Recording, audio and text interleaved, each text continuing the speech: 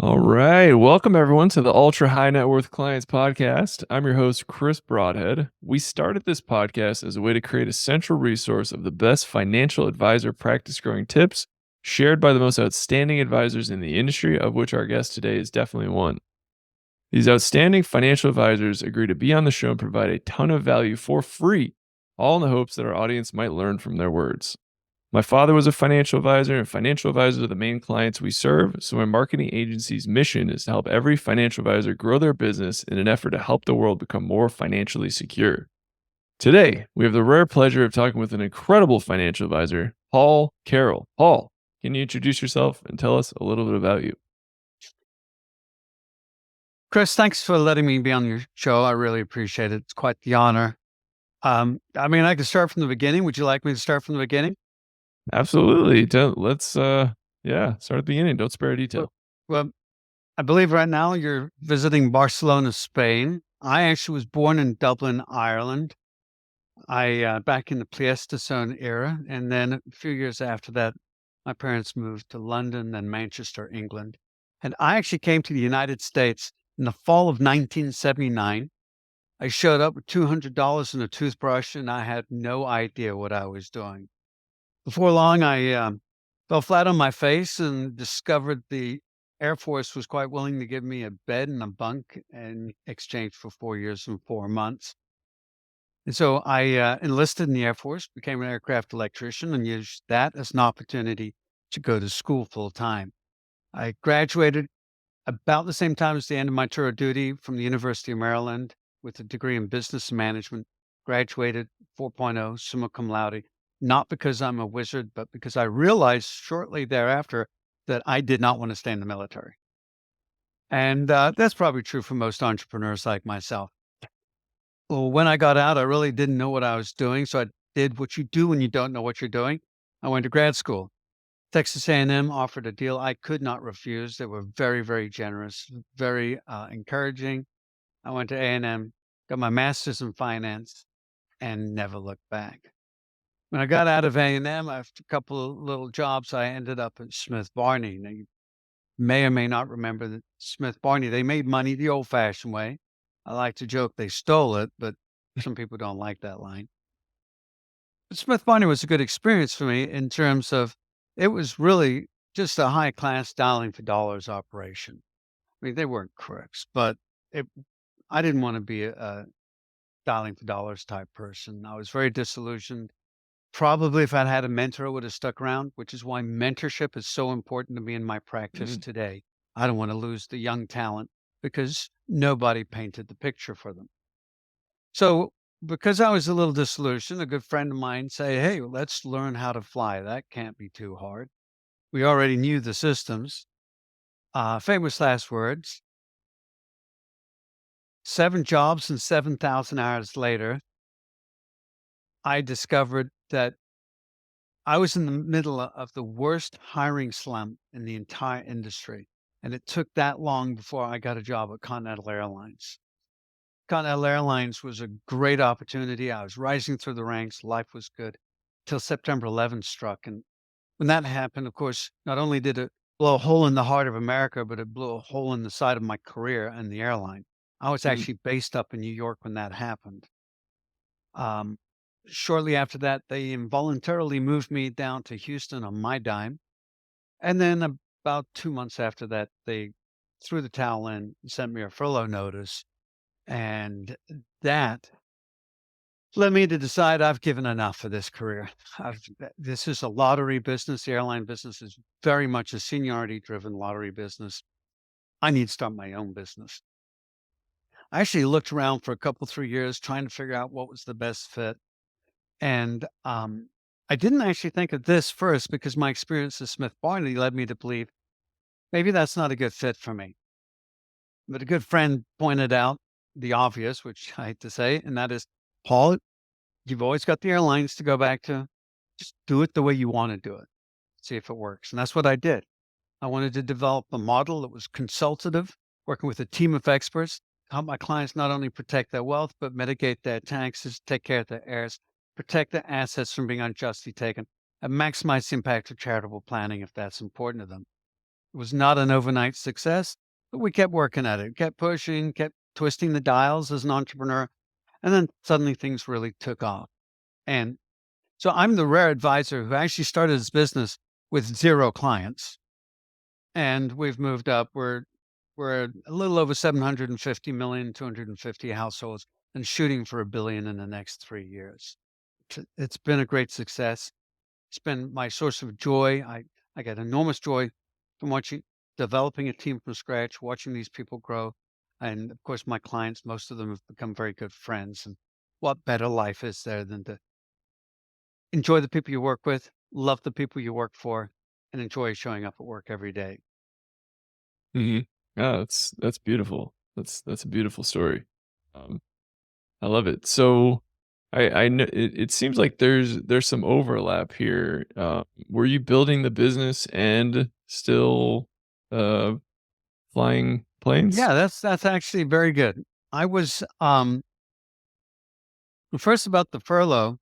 That furlough, they have to give a furlough notice for federal law reasons, so they overshoot a little bit. That furlough actually stopped 4 numbers beneath me. I kind of envisioned myself holding onto a rope, watching the flame work its way up and stop right where I was holding. So the furlough stopped about 4 numbers beneath me, and I was just super junior reserve. We have a technical term for it in the airlines and the military. I think it's called shit on the totem pole. And it was a very, very it's like being hired all over again, starting at the bottom, working your way back up. But from then on, I always worked the schedule with a view to building the business. And I was able to play that gig really nicely until 2019. Uh, they The world has changed. There is such an extreme shortage of aviators globally today. It's uncanny. And in 2018, 2019, they said, "Hey, you got to come off your leave of absence. We need you, and we need you to fly." Um, and that's when I decided I'd take a full retirement. So I actually took full official retirement from United Airlines back in May of 2019. Oh well. Okay. That's man, so you had most of your feet in the financial advisor world, but you were still like flying when called upon. Yeah, I mean, they've got something called reserve, and if you're a senior on reserve, you don't get called that often. Yeah. And then on top of that, after about 2015, I spent most of that time on leave of absence, which Mhm. you're basically unpaid. It's almost like being in the military reserves. They'll call you if they need you. They did in 2019, and that's when I was like, I'm out. I can't do both because the Like business was really exploding. yeah, that's awesome. Um yeah, a lot of follow-up questions there. So you mentioned that, you're one of the rare financial advisors that actually started with no clients. I can speak to that a lot. A lot of the guests we've had, they either bought a book of business to start, or they're a legacy. Their parents started the business, grandparents even. How how did you get traction? How did you find your first clients and convince them to work with you? Well, that's a great question. The first clients were mostly senior airline captains, instructor pilots, executives at the airline. I mean, there's no better place to get to know someone really well than the right seat of a jet on a 14-hour flight to Tokyo. Trust me when I say when you get back, you guys are gonna know each other. Yeah. And so that was a great starting point. The firm grew on the back of the airline very aggressively through the big recession in 2008. In 2008, a lot of people forget this. Every single airline in America except Southwest and Continental Airlines went bankrupt. They Mhm. terminated the pensions. The pensions were the sticking point. Now United, they went into bankruptcy for sport. In fact, they changed the bankruptcy law in part because United Airlines abused it so much. Call it the United Bank Amendment to the bankruptcy law, which now says if you go bankrupt, I think it's 3 times, the courts can force liquidation on you as a means to deter repetitive bankruptcy to keep Mhm. breaking contracts. The but we basically saw our primary core constituency vaporize because we were taking people who were not really qualified other than the fact they had these big lump sums, and when they retire, we'd take over the lump sum. That United didn't go Continental didn't go bankrupt, but they did freeze the pension plan. Mm. And that led us to do a pivot. We've always cared about the pilots. We've always taken care of them. That when we renamed the company, it was a little bit of a nod to that when we call it Avion Wealth. But the pivot very much was what I call my greatest failure. And I wrote this book for the energy guys. Well, I'm in North Houston. You can't throw a rock here without hitting an energy person. So we followed that trail actually for quite some time until we realized that actually where we were succeeding is not where we were marketing. That's why I call it my greatest failure. And what led us to that understanding is when we started expanding to Austin and it wasn't working. Um, when we came out of that, we did a lot of soul searching. One, we discovered never let the founder name the company. We were called Efficient Wealth Management, leaning on the concept, the efficient market hypothesis, efficient frontier. But most people heard efficient wealth management, thought of the Walmart of wealth management. And so Mhm. we got rid of that name and we re-messaged to where we were already succeeding. That was C-suite executives and successful business owners.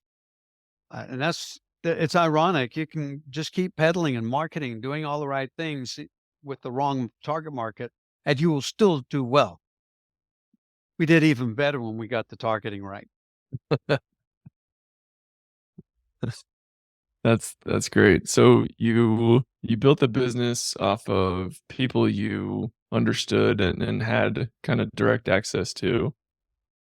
Um, what was your, like, pitch to them? Like, how did you convince them that, you know, you also an airline pilot who I mean, obviously, you have your master's in finance.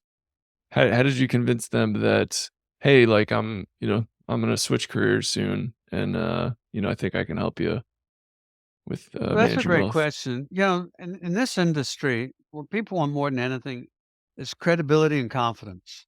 Mhm, And yeah, of course, I'm biased, but my experience suggests that when I sit down with a person, I'm very knowledgeable in this area. I can connect with people. So the credibility and confidence factors are there. One thing that I believe strongly in is developing content. So we have a great blog. We've put together white papers. I've written 5 books, and yeah, that speaks volumes. And they're not book in a box either. My voice permeates these books. Even the warts are clearly Paul's warts, but they've been very successful. The mhm. books have helped me a great deal develop the business and establish credibility. Alright, have you figured out a way to track clients that find you through the blog, through the white papers, through the books?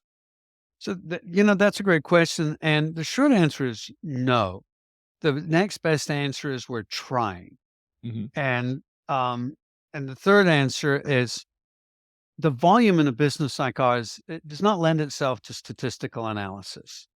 I mean, we're running new clients anywhere from $2 to $25 million. Reasonably, we're not pulling maybe 1 or 2 of those a month. So that's not a large statistical sample. We know how many are referrals and how many are from centers of influence. But these other devices, they are touch points. All we know is the touch points are working.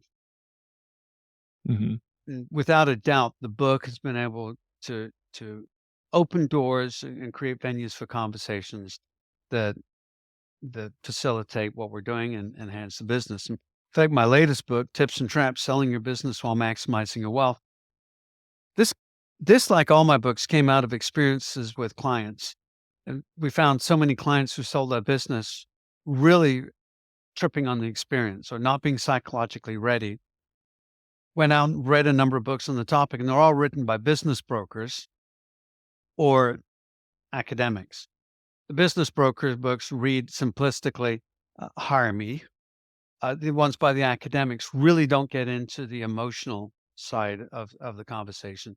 So with this has been quite a slam dunk.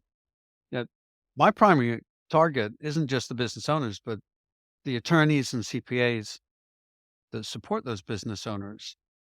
And this helps them introduce me. Hmm. Okay.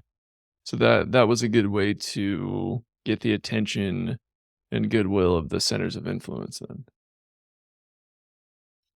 Yeah, I think it's important to understand you have multiple markets in this business. You, of course, your client is the ultimate market. Taking care of them is the mission. But very few people are going to look you up in the yellow pages or on Google and just call because of that, especially when you're up market. So are the target market, and we treat them that way, are the professionals that they work with. We treat those professionals as if they're clients.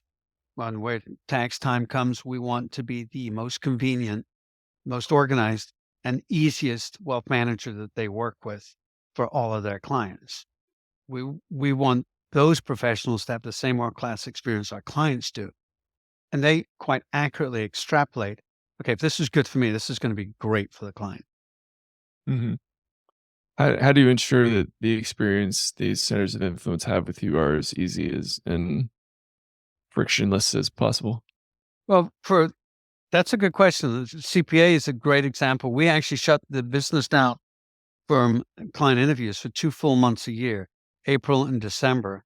Well, all we're doing is tax analysis, tax reporting, um, not just simplistically getting the documents to them, but also confirming with the client that they still want to work with that CPA. If not, why not? Is this something we can back channel and fix, or do we just need to find them a better fit? And also organizing not just the tax records, but putting together what I call a tax letter that we put together. So we, if the CPA knows what they're doing and those who are working with us do this, they read the tax letter and it flags them issues that may or may not pop up on 1099s and other stuff. Mhm. So we want to really help make sure none of the details fall through the cracks. And that's what we tell our clients. Successful business leaders are frequently frustrated by a lack of attention to detail and communication from their advisors. So we built this wealth confidence plan, and then we'll stay with that client every step of the way, making sure all the details are taken care of so they can focus on their unique ability, confident in the knowledge they got the right team and the right advice. Mhm.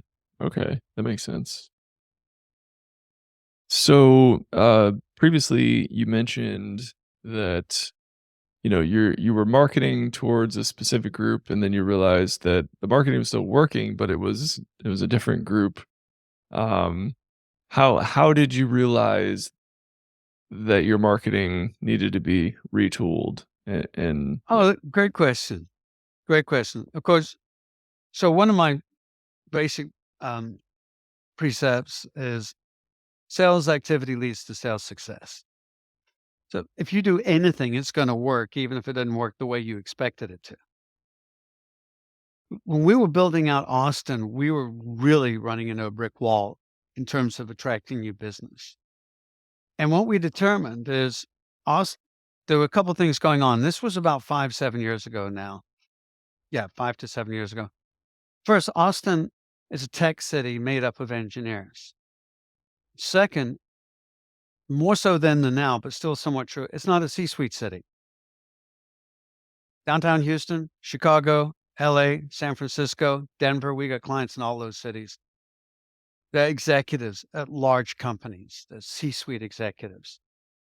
There is no there is almost no C-suite executive footprint in Austin. We didn't realize that we were targeting that market so successfully. When we fell flat on our face in Austin, we did a real soul-searching exercise and said, "Okay, who are our clients? What are our most valuable clients?" And we found 70, 80% of our value is coming from C-suite execs, successful business owners, almost perfectly divided between the two. That creates a complexity for marketing because it's almost two niches instead of one, but we've kind of wrapped them together by saying leaders with a growth mindset. And it is a very specific personality that seems to be attracted to us. And it's a personality that's not unlike mine. So that sort of makes sense. Hmm. I noticed that as a commonality among a lot of high performing financial advisors. I asked some version of the question like, "Who's your niche?" or "Who's your ideal client?" and they proceed to describe themselves. I mean, it makes sense. Of course, we now have other wealth managers or junior partners I've developed and given them my clients, and they've gotten their own referrals. So that it's morphed a little bit, but the tone of the company is very much leaders with a growth mindset. Mhm. I think that's an outstanding niche that doesn't limit you to just C-suite or just entrepreneurs. It's leaders with a growth mindset. That's is that the name of your blog? No, maybe it should be. It's an interesting idea. Um, yeah, that's a good question. Yeah, 'cause that I mean, that's got a ring to it, that's got some heat on it, leaders with a growth mindset. I've not heard it phrased, oh so eloquently as that Well, and before. a good example is, I just got off an interview with somebody, and the father bequeathed the business to the son, and now the place has gone to hell in a handbasket. I've seen it so many times, it's not funny. Studies suggest the worst possible thing you could do is turn the business over to your kids. Mm, Something like a 95% probability your business will not make it through the next generation if it stays in the family. This is amazing. And that's because it's a very unique person that is a true entrepreneur. And to a certain extent, though, there's differences. When we get into the C suite, that's a very different person than a senior engineer or a senior marketing person. True C suite is a lot more holistic. We've just found that those people resonate well with us, and that's we needed a way to okay, we've got two niches where we're working great. What's the Venn diagram overlap? And that was leaders with a growth mindset. mhm.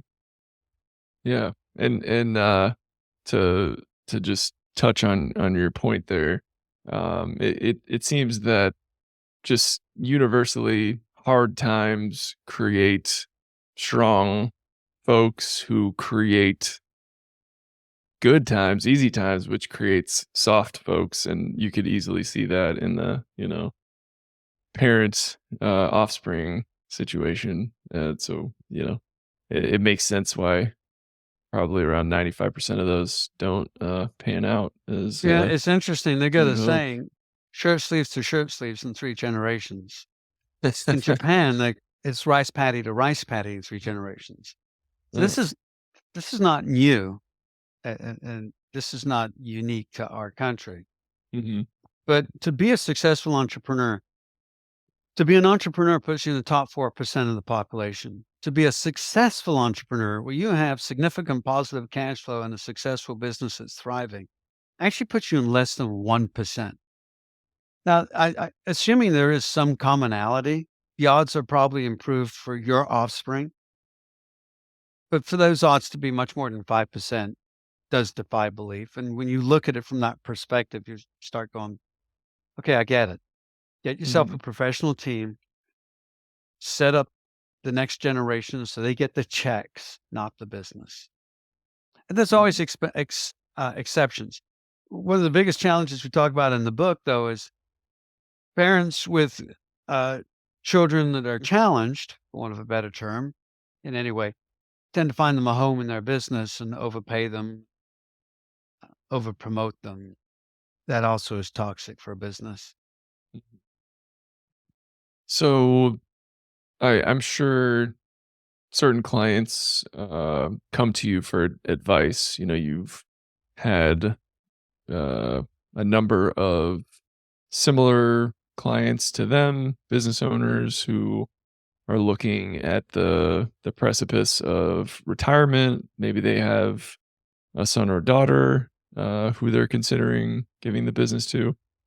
Do they What kind of questions do they ask, and how do you assist them in that particular moment? Well, that's a great question.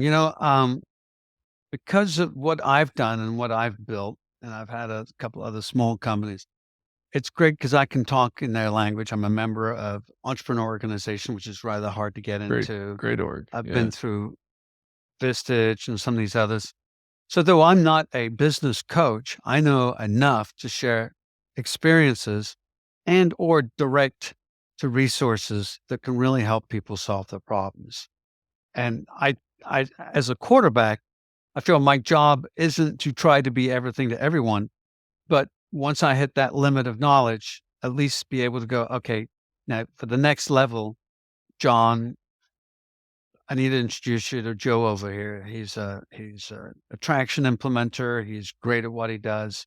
He's going to get you to the next level. 'Cause very much I see myself in partnership with these professionals and business Mhm. owners. It doesn't just have to be investment success. Any way that I can help them succeed, be it financial, universe, family, business, anything that helps their success in the end comes back to me, helps me too. And I love that Mhm. our interests are so tightly aligned. Yeah. Well, I mean, if we're just going to the foundation of the service you're offering, you are managing their wealth. So if their wealth is able to grow faster because they're able to grow their business better because you were able to connect them with a mentor, someone who could offer some great advice, then that's that you're succeeding at your job. Right. Yeah, Yeah. and some business owners, that's the case. Others, they don't need my help. What they need is help more traditional asset protection, estate planning, making sure all the details aren't falling through the cracks. Mhm. Now, when you are looking for business owners as clients, is there a certain kind of sweet spot that you have identified when they have reached this point of success and they're looking for someone to help them manage their wealth? Well, that's a good question. Because there's really two types of business owners that are qualified. There's lots that aren't. The first Mhm. time, he has no interest in selling the business, but he has significant cash flow. He's probably actually got less to invest in someone who's just sold the business, but there's a hell of a future. And then there's the second one who ideally is a year out from selling the business. I mean, we're happy to take on a client that's already sold one, but I think we can add significantly more value if we can be there in the background to at least whisper in his ear and say, "Hey, that attorney, I think he's blowing smoke in your face," or "This CPA, I don't think is the right CPA for what you're trying to do right now." So I'd like to get them in advance if I can. The Did that answer your question? Yeah. So pre-selling business owners, but somewhere in their mind, back, middle, front, have the goal of selling their business. Maybe, maybe not. In fact, one of the things that I talk about in the book is you got to understand these people want to buy your business because they feel like they can squeeze a return of investment. You're giving up your ROI, and that may be fine. Maybe you just want nothing to do with it. But for some people who are good at putting together leadership teams, creating a self managing author organization where you're there 5 hours a week, just cashing the checks, frankly, can be an even better deal. And if that's the case with that client, then I'm not gonna get the business sale because I just killed it. Um, Sometimes I've helped them walk away from a deal with a view, you can get a better one in 2 years. We just need to finish polishing the company. So I'm not in a hurry for sale as long as there's something in the interim. But it's very difficult for us to do the level of work and the touch that we do without, um,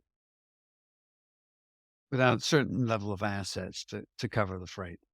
So, what is the best way you have found of getting these ideal business owner clients' attention? Great question. Thank you. Number 1 resource for dealing with business owners is other professionals. You've got to get the attention of other professionals, and that's where we come back to the professionals are the client. In fact, I've worked that so strong that a number of our centers of influence, our referral sources, are also clients of our firm because we've been able to so effectively basically sell ourselves. And it's not a sales job, it's performance. They've watched us perform with our other clients. They've been impressed, they're happy. And why do people refer? They don't refer because they like Paul. They're not referring to do me a favor. They're referring people because there's a need and they care about their people. So Mhm. they're only gonna and I think this is something a lot of people get. That's why I don't put it on my email. A referral is the best compliment. That's narcissistic. People refer people who are important to them, be it because of business or family or friendship, because they have a perceived need and they care about that person. The reason they're referring to me or to you or someone else is because that referral source truly believes you are the best fit for their situation. And I think as long as you understand that, you can keep everything in the correct perspective. Mhm. We're very, very focused on creating the experience that leads those professionals to go, yeah, I'm sending my client to Paul. He won't embarrass me. And that's a real fear for a COI. Mhm. And then the second thing we do is like this book. I didn't just write the book. I spent a year interviewing 40 different professionals, and they're all in the back of the book. And I can give you a link where people can get a free copy. 40 professionals and interviewing them on all the topics that are in the book and really getting to know the subject matter, but also getting to know these key players. And that process helps um, earn influence, respect, builds the network. So primarily that's a COI focused strategy. Now, the second way to get attention is to be in an organization like Vistage or Entrepreneur Organization. We reach out, yeah, because I own the business and we have a certain income level. EO lets us be a member. That's that's great. Not many advisors work in their own company where they're the CEO and have the revenue standards to join entrepreneur organization. It's Mhm. very much a captive audience. Oh, wow. So being able to do presentations. So we do presentations to EO groups, Vistage groups, other groups where we represent Avion giving advice towards business owners. So we basically put on presentations to business groups, giving advice and establishing credibility as advisors. Mhm. And another area that we've done occasionally is partnered. We'll partner with a CPA who maybe wants to do a CE course and they like somebody to pick up the tab. Well, we'll pick up the tab if I can get up there and talk for 10 minutes. And let me tell you what I never talk about. Never talk about me. Mhm. Obviously, I'm not averse to sharing my story briefly, who we are, what we are. Then I want to roll into content. It's always content marketing. If you have great content and you know your content and you've developed your content, that will sell, that will finish the sales job for you Mhm. because people want credibility, they want content. So I am 38 years old. I've been working in marketing for the last 12 years. My dying breath is essentially what you just said. Content marketing is king and key and absolutely essential. But, anyone basically 10 years older than me and up is like, I don't know what the hell you're talking about. I don't know why that's important. That doesn't seem important. How did you understand that content marketing was important and effective? Well, um, first, this I didn't know, just so that anyone listening, I didn't know that you were promoting content marketing. I agree completely. Um, Honestly, I'd love to tell you I was a genius. I've worked with dimensional fund advisors since almost the beginning of the company. They're or great. I mean, we also use Vanguard and some other, but we love Dimensional. They have a great product, and occasionally they'll have coaching. And this was over 10 years ago. Um, they introduced me to John Bowen over at CEG. I don't know if you've heard of CEG Worldwide. They're based in California. It's arguably the best coaching program for advisors in the country. Certainly, they priced it that way, but that was a big thing where they shared, "Hey, look, if you've got the mind, you got the ability, you got the chops, there is no better way to market than content marketing." And I'll be honest, I think it's important to understand it's not just the content and it's not just the book or the white paper, it's the process. Just going out, doing the interviews and leveraging the process. And I can say with honesty and legitimacy, hey, I'm just going to interview you for the book. I will not bait and switch. In fact, if you bring up another topic, we'll schedule another meeting. So the audience wants, the interviewees want to be safe. You cannot overstate the value of the process. The same when the book is done, going back out, having a book signing event, going and visiting the people who were your interviewees, thanking them, giving them a copy of the book signed. Um, that whole process, and then being able to put together a series of blog posts. We're working on a series. We're about 5 of 8, and right now on this, it just you can build everything. You build your marketing footprint, your content footprint, your blog, everything on that book. So you're the first financial advisor that we have met who is both practicing and started the company and is part of EO or YPO. Has that been a huge boon to meeting and connecting and finding new business owner clients? Well, that's interesting. When I joined EO 7 years ago, I really they have a strong non-solicit program, and I really wasn't going in that direction with the business. Mhm. After we pivoted, and I moved to a global chapter instead of a local chapter, I started getting a little bit more interested, and maybe I need to be working this crowd. One of the things I do, I fly. I had my own airplane. I'm renting a plane now. I'll have another one. It's a little turboprop. I'll go out to these different cities and visit the clients, and they love that. They absolutely love that. With EO, I can double down, visit EOers in different cities. That's still a new avenue for us. We have some pretty interesting leads. I like EO anyway because of the culture, the community, the learning that's happened. But I do foresee that being a fairly good source of future business. Mhm. And for EO, I know the terms for YPO, but EO, it's the minimum acceptable, requirements like 2,000,000 a year Yeah, and so it's become chapter specific. Inflation's kind of messed everything up. As a yeah. general rule, it's 2 million a year in revenues. Um, a lot of chapters are raising that. Overseas, I think it's as high as 5. Mm, And Austin, I believe it's 3 to 5. I think there's more of a range depending is this a growing concern or is this stagnant? mhm, The point is they don't want highly paid self-employed professionals. They want true business owners with true business challenges to bring to the table for conversation. mhm.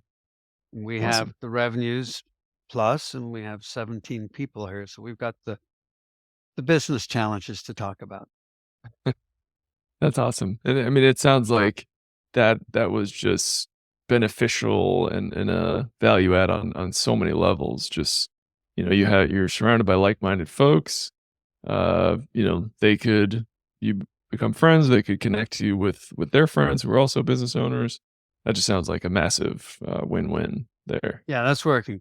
And it's sort of and as an aside, most of the things I've ever done have not worked.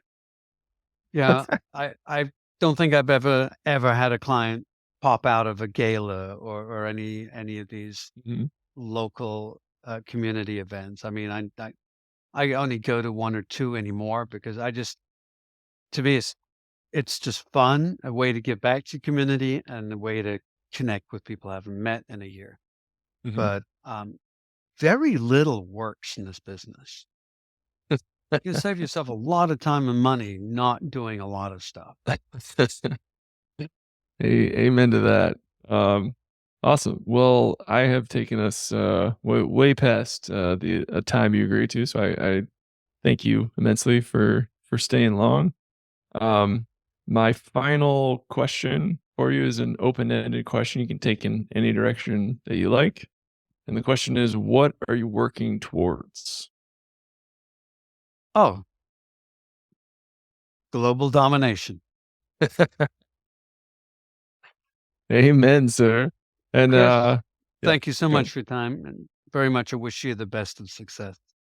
Thank you. Thank you very much. I appreciate that. I'm definitely I I have a client who's in YPO and another client who is in EO.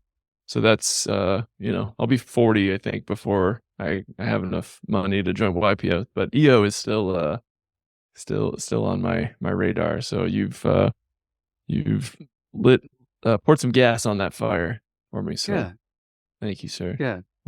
Where where can our audience find out more about you? Well, www.avionwealth.com, and I'm sure you'll have the link. Mhm. And if anybody wants any of the books, they're not all finance. One is one is about selling a business. Another one is A Players with Intent. It's about providing insights for young millennials and professionals so they can succeed in their career. Nice. Awesome. But we will be sure to link to all those in the show notes and on the website. Paul, thank you so much for taking the time to be here today. I supremely enjoy this. We could have talked for at least 3 hours, and I would have probably just continued to write more questions. So we'll have to have you back on at some point. And to our listeners out there, thank you so much for tuning in. Keep on growing out there, everybody. See.